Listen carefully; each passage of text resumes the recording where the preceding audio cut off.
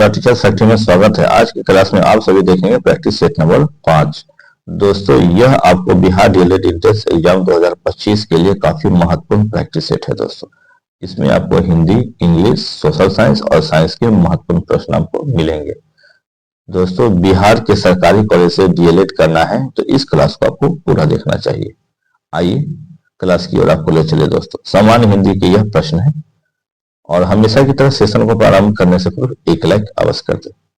और दोस्तों, जो साथी अभी तक हमारे चैनल को सब्सक्राइब नहीं किए हैं कृपया सब्सक्राइब कर लें, ताकि जब भी हमारा इस तरह का महत्वपूर्ण सेशन आए सीधे आप तक पहुंच सके। दोस्तों, चलिए पहला प्रश्न है, ध्यान से देख लें। सामान्य हिंदी का प्रश्न है, रोजाना प्रैक्टिस आपको करना चाहिए। दोस्तों, पहला है मनोयोग का सही संधि विच्छेद क्या है।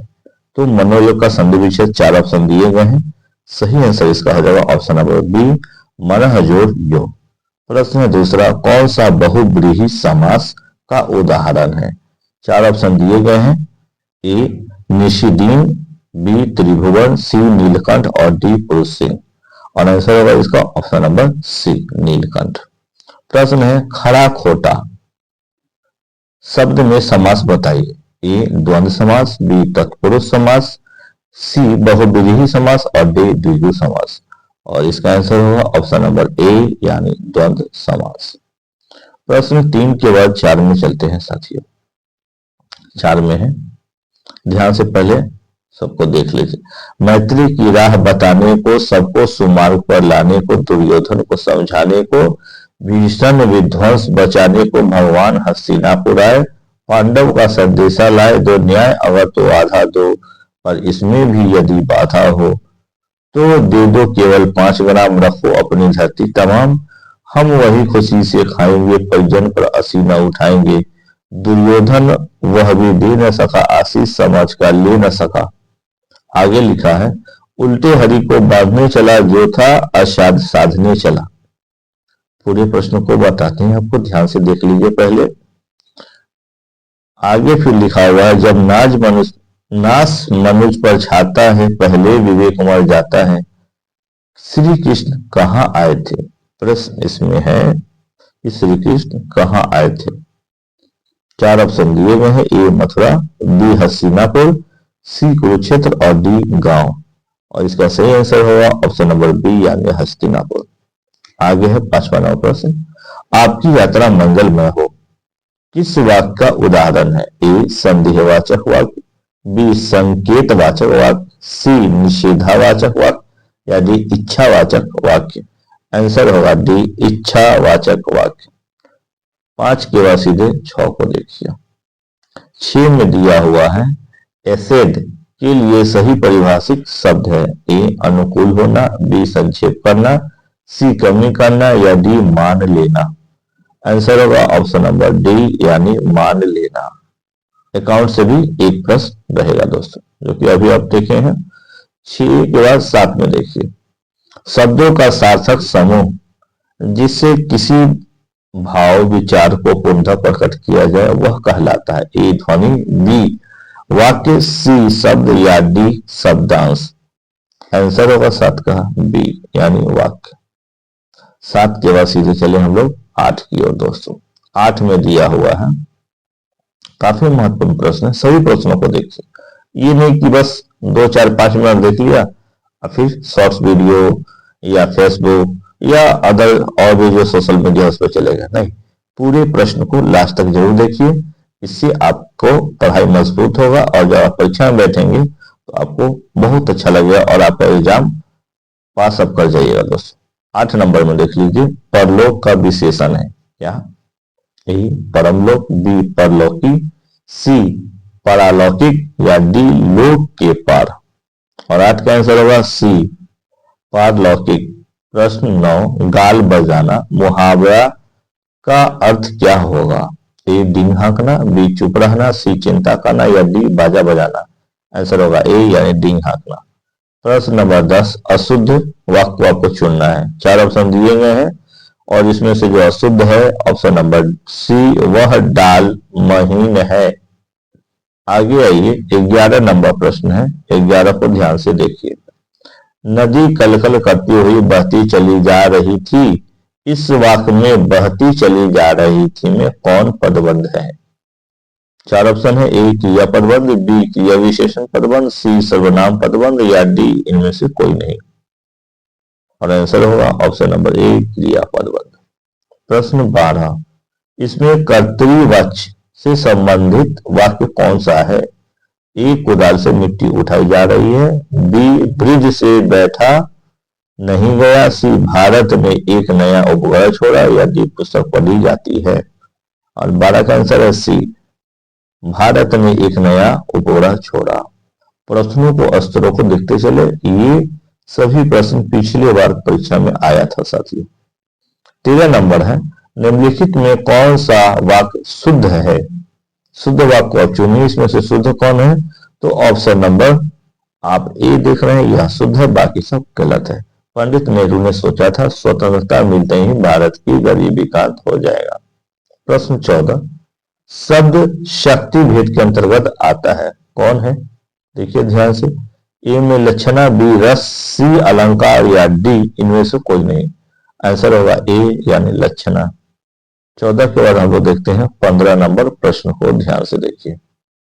15 में दे रहा है, नाटे कद के व्यक्ति को देखकर राहुल ने कहा ऊंट आ रहा है।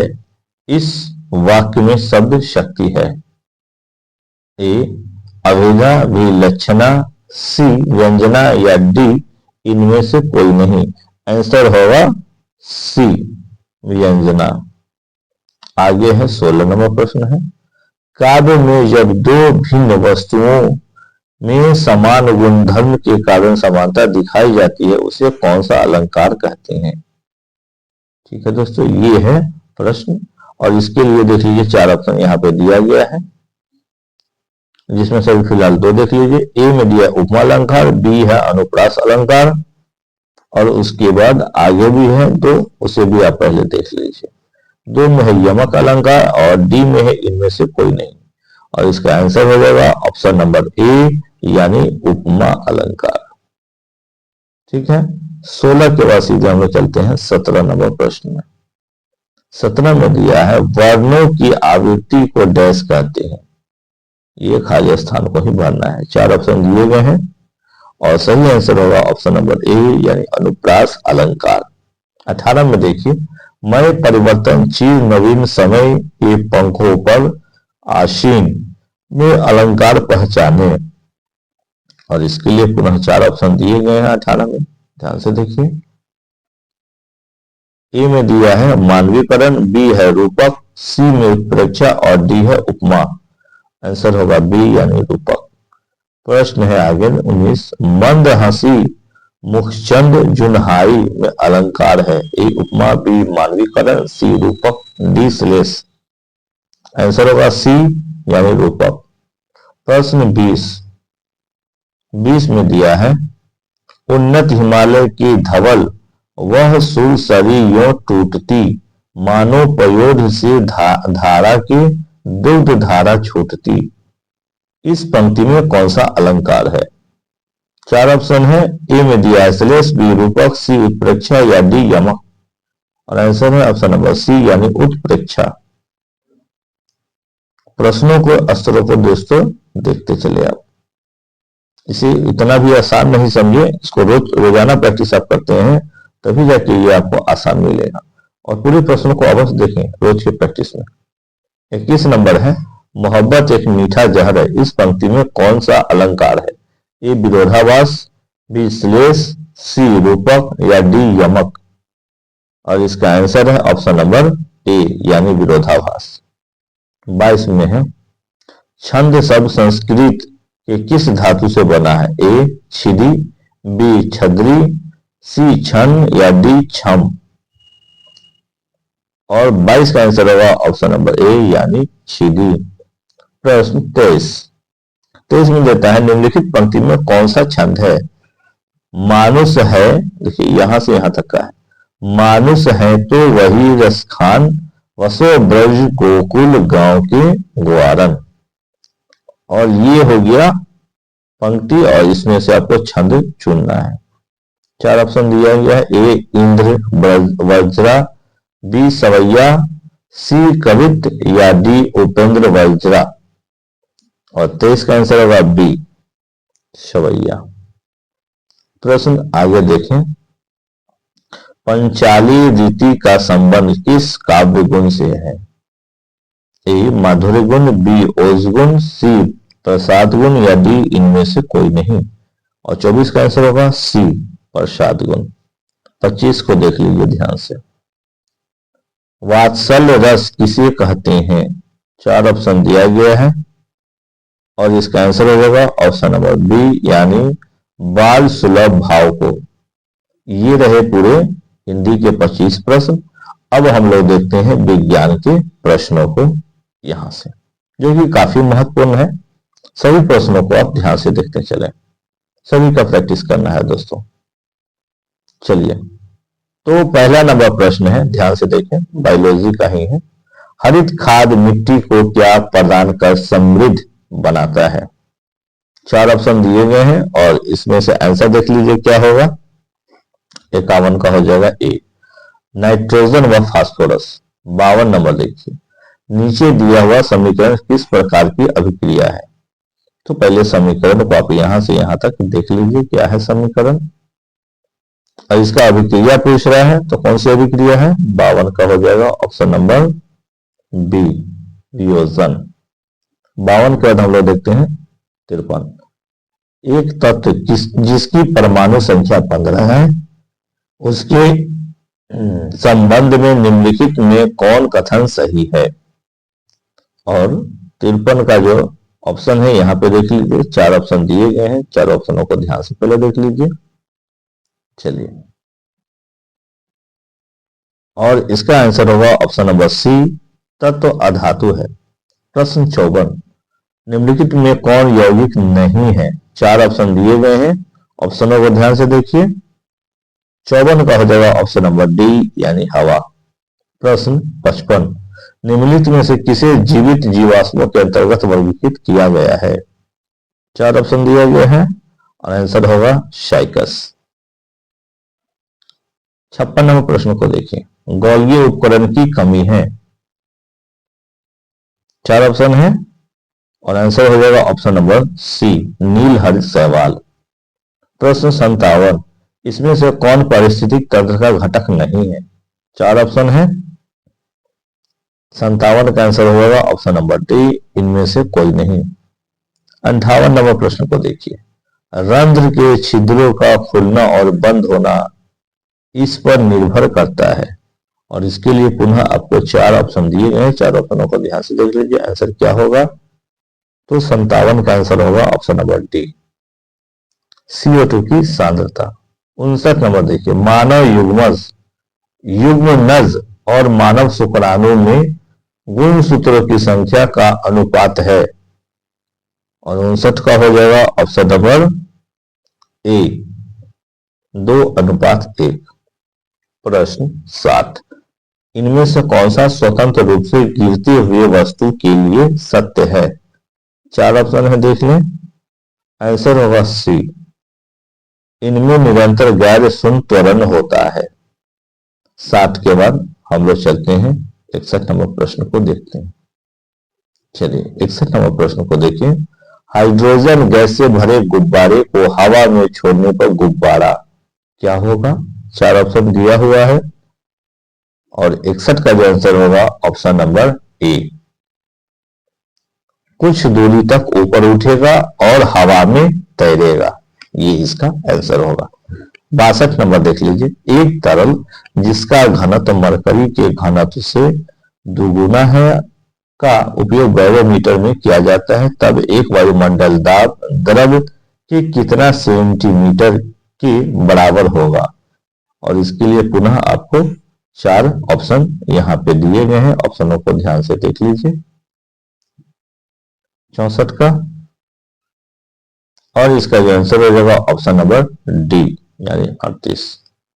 सभी प्रश्नों को ध्यान से दोस्तों देखते चले, सभी प्रश्न जो है काफी महत्वपूर्ण है, ठीक है, ध्यान से सभी प्रश्नों को आप देखते चलेंगे। और 62 में जो था ऑप्शन हो गया इसका ऑप्शन डी यानी 38।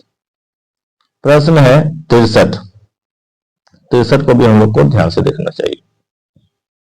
63 में दिया है ध्वनि उत्पन्न होने के बाद उसके बहुत देर तक बने रहने का उपयोग किया जाता है।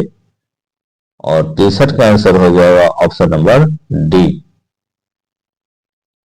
सभी में। प्रश्न 64, इनमें से कौन सा प्राकृतिक संसाधन नहीं है? 4 ऑप्शन दिए गए हैं और इसका आंसर होगा ऑप्शन नंबर डी, यानी बिजली।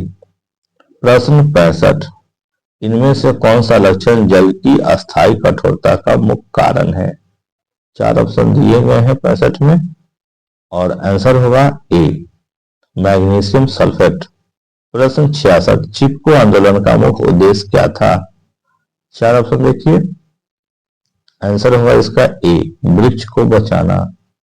प्रश्न नंबर 67, कच्छ और खंभात की खाड़ी में किस प्रकार की ऊर्जा के विकास की संभावनाएं हैं? और इसका आंसर होगा ए, ज्वारीय ऊर्जा। हाँ तो दोस्तों 67 के बाद सीधे हम लोग चलते हैं 68 में। ये विज्ञान के प्रश्न भी आ रहे हैं, काफी महत्वपूर्ण प्रश्न है। पूरे प्रश्नों को ध्यान से देखते चले, आपकी तैयारी अच्छी होगी दोस्तों। 68 में है ताप बढ़ने से चालक का प्रतिरोध। 4 ऑप्शन दिया गया है और 68 का जो आंसर होगा ऑप्शन नंबर ए, यानी बढ़ता है। 69 डायनेमो में क्या है? तो 4 ऑप्शन दिया गया है और 69 का आंसर हो जाएगा इसमें ऑप्शन नंबर ए, यांत्रिक ऊर्जा को विद्युत ऊर्जा में बदलता है। प्रश्न है 70, रेटिना प्रकाश को प्रवर्तित करती है और इसके लिए 4 ऑप्शन है और इसका आंसर होगा ऑप्शन नंबर बी, विद्युत सिग्नल में। तो ये थे आपके विज्ञान के प्रश्न। अब सीधे सामाजिक अध्ययन के प्रश्न मिलेगा, तो इसे भी ध्यान से देखते चलिए। प्रश्न 71, हिटलर किसका प्रवर्तक था? ए, नाजीवाद, बी, फासीवाद, सी, उग्रवाद या डी, इनमें से कोई नहीं। और 71 का आंसर होगा ऑप्शन नंबर ए, यानी नाजीवाद। 72 में देखिए, इनमें से कौन वाणिज्यिक कृषि नहीं है? 4 ऑप्शन दिए गए हैं, आंसर होगा इसका ऑप्शन नंबर सी, यानी कार्बनिक। 72 के बाद हम लोग चलते हैं 73 की ओर। 73 में दिया है बाल्कन का एक बड़ा हिस्सा डैश साम्राज्य के नियंत्रण में था, जिसने 1871 के बाद यूरोप में राष्ट्रवादी तनाव का सबसे गंभीर स्रोत देखा। 73 के 4 ऑप्शन है, आंसर होगा डी, तुर्क। प्रश्न 74, निम्नलिखित में किनके द्वारा इंडियन एसोसिएशन की स्थापना की गई थी? 4 ऑप्शन दिए गए हैं, 74 का आंसर होगा बी, सुरेंद्र नाथ बनर्जी और आनंद मोहन बोस, ये आंसर होगा। आ जाइए 75 में, एस्प्लेनिंग जेनी का आविष्कार कब हुआ है? 4 ऑप्शन है, आंसर होगा ऑप्शन नंबर ए, 1764 में। 75 के बाद हम लोग चलते हैं 76 नंबर प्रश्न में। 76 को ध्यान से देखिए, रबर किस प्रकार के वनस्पति की श्रेणी में आएगा? 76 का आंसर होगा ए, यानी कि उष्ण कटिबंधीय सदाबहार वन। और 77 को देखिए ध्यान से, धुएं और कोहरे का सम्मिलित रूप कहलाता है। 4 ऑप्शन है और 77 का आंसर होगा ऑप्शन नंबर डी, यानी धुंध। जो धुआं होता है और जो कोहरा होता है, उसका जो सम्मिलित रूप है उसको हम लोग धुंध करते हैं। चलिए 77 के बाद हम लोग आते हैं 78 की ओर। 78 को ध्यान से देखिए, प्रश्न है, भारत का कौन सा राज्य सबसे अधिक मात्रा में दालों का उत्पादन करता है? 4 ऑप्शन दिया गया है और 78 का आंसर होगा सी, मध्य प्रदेश। और 79, बालाघाट खानों में निम्नलिखित में से किस खनिज का खनन किया जाता है? ए, बी, सी, डी, चारों देख लीजिए ध्यान से और इसका जो आंसर होगा सी होगा, यानी कॉपर का। बालाघाट खनन में क्या होता है? कॉपर का खनन होता है। प्रश्न 80 में है, टैक्सोल नामक एक रासायनिक यौगिक जो हिमालयों यू की छाल, सुइयों, टहनियों और जड़ों से निकाला जाता है का उपयोग डैश के इलाज के लिए किया जाता है और यह इस आगे और प्रश्न है बीमारी के इलाज के लिए दुनिया में सबसे अधिक बिकने वाली दवा है। टैक्सोल क्या चीज का है? 4 ऑप्शन दिए गए हैं 80 में और इसका आंसर होगा ऑप्शन नंबर डी, यानी कैंसर के लिए दवा है ये टैक्सोल। प्रश्न 81 है परमाणु ऊर्जा एक डैश है, क्या है?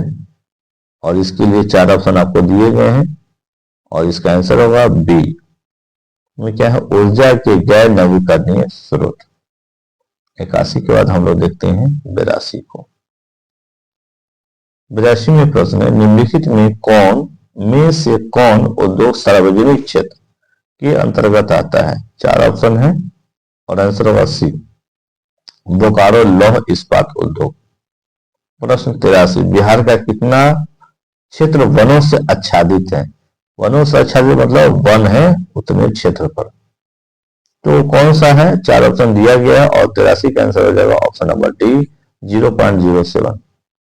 84 को देख लीजिए चिली किस महाद्वीप में स्थित है? 4 ऑप्शन दिया गया है और इसका जो आंसर हो जाएगा 84 का ऑप्शन नंबर सी दक्षिण अमेरिका।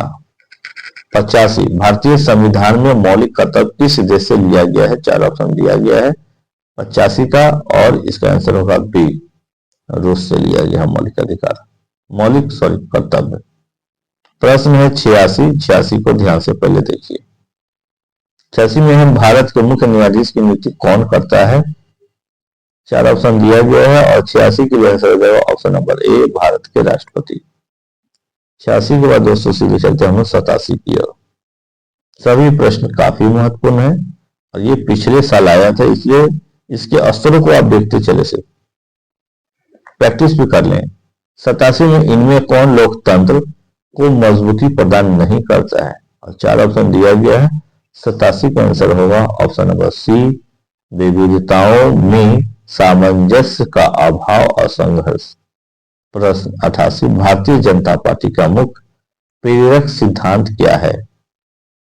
4 ऑप्शन दिया गया है और 88 का आंसर होगा ऑप्शन नंबर डी आधुनिकता। प्रश्न 89 इसे देखिए निम्नलिखित में से कौन सी सामाजिक समस्या का विशेषता है? 4 ऑप्शन दिए गए हैं और 89 का आंसर होगा ऑप्शन नंबर ए इसका प्रभाव समाज के एक बड़े वर्ग पर पड़ता है। अब देखिए 90 भारत में लोकतंत्र की क्या चुनौती है? 4 ऑप्शन दिए गए हैं और इसका आंसर हो जाएगा 90 का डी इनमें सभी। क्या क्या है भाई? आतंकवाद भी भारत के लोकतंत्र में चुनौती है, जातिवाद भी है, परिवारवाद भी है। ये हो गया 90 के बाद अब हम लोग देखेंगे यहाँ से जनरल इंग्लिश के प्रश्न को देखेंगे दोस्तों। और जनरल इंग्लिश के प्रश्नों ये बहुत कुछ भारी नहीं होता है, लेकिन हाँ आप रोजाना प्रैक्टिस करेंगे तब जाके ये आपको बिल्कुल आसान लगेगा। चलिए पहला नंबर प्रश्न है, इसे ध्यान से देख लीजिए। Which tense is used to show the completion of an action by a certain time in the future? 4 option दिए गए हैं और इसका जो आंसर होगा 91 का आप पहले ध्यान से देख लीजिए, ये होगा फ्यूचर परफेक्ट टेंस है। आगे है complete the sentence using appropriate option. 4 option दिए गए हैं, पहले आप सेंटेंस को हम लोग देख लेते हैं। I dash you my last years books. 4 option दिए गए हैं और 92 का आंसर होगा option number B shall lend. प्रश्न है 93, ध्यान से देखें आप। Select the most appropriate option to change the sentence from direct speech to indirect speech, या indirect को indirect करना है। I love chocolates after dinner, she told। और 4 ऑप्शन भी है नीचे में, पहले इसको देख ले। She said that dash chocolates after dinner। और इसका आंसर होगा 93 का option number D she loved. यहाँ पे क्या भरेंगे आप? She loved. 94 देखिए select the most appropriate option to change the sentence from direct speech to indirect speech. क्या है सेंटेंस पहले देखिए। सेंटेंस है Nandi said I was playing cricket in the morning. ये है सेंटेंस और इसके लिए यहां पर आगे देख लीजिए क्या इसको बनाया है, कैसे बनाया है। लिखता है Nandi dash that he dash playing cricket in the morning और 94 का आंसर होगा बी टोल्ड मी। उसके बाद हैड बीन, आपको यहाँ पर टोल्ड मी भरना है पहले, उसके बाद यहाँ पर भरना है हैड बीन। चलिए 95 में देता है pick out the non finite verbs in the sentence given below। क्या सेंटेंस देखिए, the rain come pouring down in torrents। 4 option है, आंसर होगा सी यानी pouring। अब है 96 को भी ध्यान से देख लीजिए। चलिए 96 में pick out the non finite verbs in the given sentence। क्या है, तो ही is a man to be admired और इसके लिए 4 ऑप्शन दिया है 96 में और इसका आंसर होगा डी admired।